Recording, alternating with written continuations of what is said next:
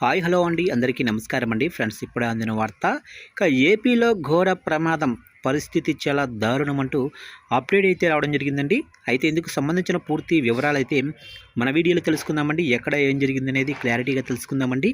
Video మాత్రం పూర్తి వరకు చూడండి ఫ్రెండ్స్, అప్పుడే మనకి పూర్తి సమాచారం అయితే తెలుస్తుంది. క్లియర్ చేయకుండా టాపిక్లోకి వెళ్ళిపోదాము. ఇక కదిరి రూరల్ మండలం కుమ్మరవడ్లపల్లి గ్రామంలోనే ఓ ఇంట్లో గ్యాస్ సిలిండర్లు పేలాయి. ఈ ప్రమాదంలో నలుగురు ప్రాణాలు కోల్పోయారు. మరో 10 మంది తీవ్రంగా గాయపడ్డారు. గ్యాస్ మంటలు చుట్టుపక్కల వ్యాపించడంతో భారీ ప్రమాదం జరిగింది. సమాచారం అందిన వెంటనే అగ్నిమాపక సిబ్బంది, పోలీసులు ఘటనా స్థలానికి చేరుకున్నారు. ఇక ఫైర్ సిబ్బంది మంటలను పూర్తిగా అదుపులోకి తీసుకొచ్చారు.